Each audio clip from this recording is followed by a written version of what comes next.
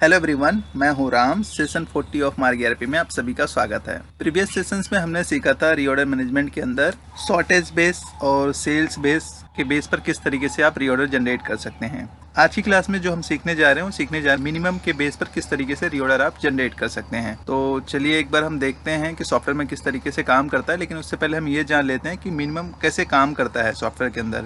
जैसे मान के चलिए आपने मिनिमम क्वांटिटी डिफाइन कर रखी है, स्टॉक के अंदर कितनी क्वांटिटी है, 100 क्वांटिटी है, जिसमें से आपने सेल कर दिया कितनी 50 क्वांटिटी आपने सेल कर दिया, तो क्लोजिंग कितना बचा आपके पास 50 बचा। तो अगर आप मिनिमम के बेस पर रीऑर्डर जनरेट करेंगे तो कितना जनरेट हो जाएगा, 50 क्वांटिटी का आपका रीऑर्डर जनरेट होगा। कितना होगा, 50 क्वांटिटी का, क्योंकि आपने मिनिमम 100 डिफाइन कर दिया है तो क्लोजिंग आपके पास 50 रहेगा। तो उसी के बेस पर 50 और जो है रीऑर्डर जनरेट कर देगा सॉफ्टवेयर, अगर आप मिनिमम के बेस पर रीऑर्डर जनरेट करते हैं तो चलिए एक बार सॉफ्टवेयर के अंदर देखते हैं कि ये किस तरीके से काम करता है, कैसे आप मिनिमम स्टॉक डिफाइन करते हैं। वैसे तो हमने आइटम क्रिएशन के टाइम पर डिस्कस किया था कि किस तरीके से आप जो है मिनिमम क्वांटिटी और मैक्सिमम क्वांटिटी डिफाइन करते हैं, बट एक बार मैं फिर भी बताते हुए चलता हूं आपको कि किस तरीके से मिनिमम क्वांटिटी डिफाइन करते हैं, कैसे रिपोर्ट को देखते हैं और किस तरीके से मिनिमम के बेस पर आप रीऑर्डर जनरेट कर सकते हैं। तो एक बार सॉफ्टवेयर को ओपन कर लेते हैं और हम एक बार देखते हैं। सॉफ्टवेयर को ओपन करते हैं, सॉफ्टवेयर पर डबल क्लिक करेंगे। सॉफ्टवेयर ओपन हो रहा है, थोड़ा सा वेट कर लेते हैं।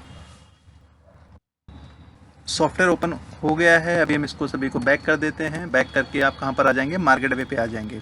तो सबसे पहले हम बात कर लेते हैं कि आइटम्स के अंदर हम किस तरीके से मिनिमम और मैक्सिमम जो है डिफाइन करते हैं। उसके लिए हमने आइटम मास्टर जब हम बना रहे थे तो हमने सीखा था कि किस तरीके से मिनिमम और मैक्सिमम को हम डिफाइन करते हैं।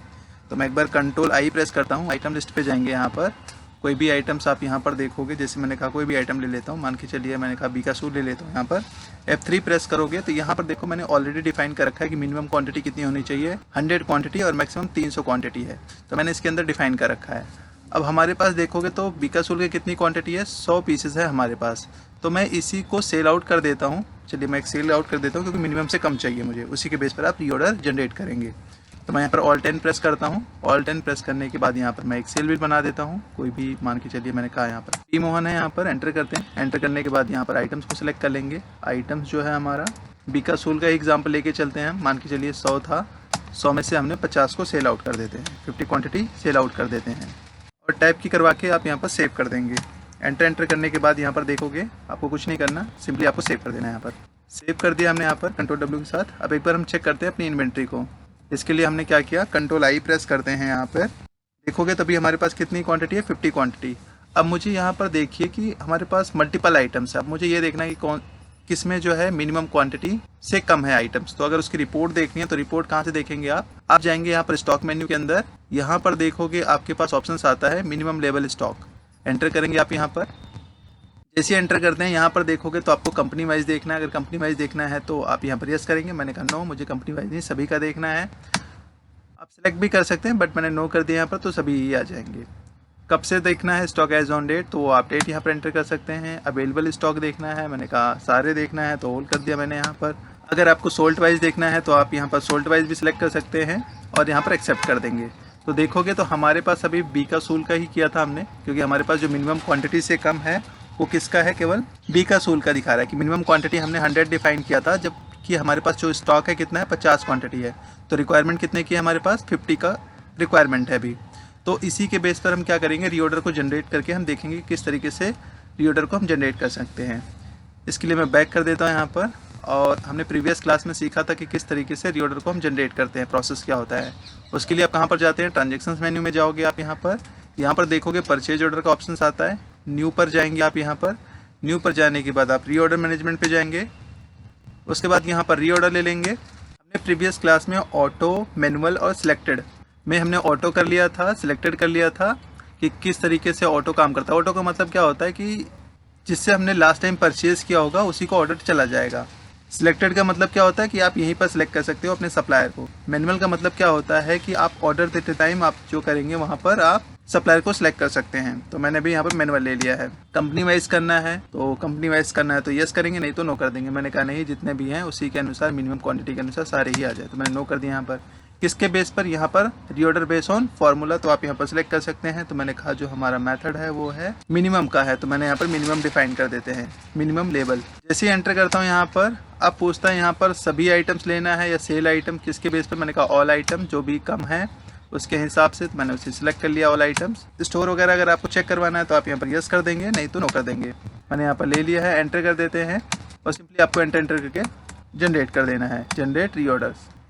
तो देखोगे हमारे पास जो भी लिस्ट आएगी यहाँ पर, ये लिस्ट क्या दिखा रहा है, केवल एक ही का ऑर्डर है 50 क्वांटिटी, जो कि हमारे पास मिनिमम क्वांटिटी से कम है। यहाँ पर इसका फिल्ट्रेशन लगाना है आपको, तो यहाँ पर F10 प्रेस कर सकते हैं। देखोगे आपको यह F10 प्रेस करोगे तो केवल आपको यही दिखाएगा। अगर आप फिल्टर करना चाहते हैं कि भाई किसका किसका ऑर्डर जनरेट करना है, तो आप यहाँ पर F10 प्रेस कर देंगे तो फिल्ट्रेशन लग जाएगा। यहाँ पर देखोगे जैसे मैंने F10 प्रेस किया, यहाँ पर फिल्टर होकर आ गया है केवल वही आइटम जिसको हमें ऑर्डर देना है। तो अभी मुझे क्या करना है, यहाँ पर सप्लायर नहीं सिलेक्ट किया था, हमने मैनुअल सिलेक्ट किया था, तो आप यहाँ पर मैनुअली सिलेक्ट कर सकते हैं। आप जैसे एंटर करेंगे, आप यहाँ पर एंटर करेंगे, अगर क्वांटिटी वगैरह चेंज करना चाहें तो कर सकते हैं, अदरवाइज आप यहाँ पर पार्टी को सिलेक्ट कर लेंगे। तो मैंने पीके मोहन ही ले लेता हूँ यहाँ पर। और इसको मुझे परचेज ऑर्डर में कन्वर्ट करने के लिए क्या करना पड़ेगा, एस्केप की का यूज़ करेंगे, ये हमने प्रीवियस क्लास में किया था। तो जनरेट परचेज ऑर्डर पर क्लिक करेंगे आप यहाँ पर।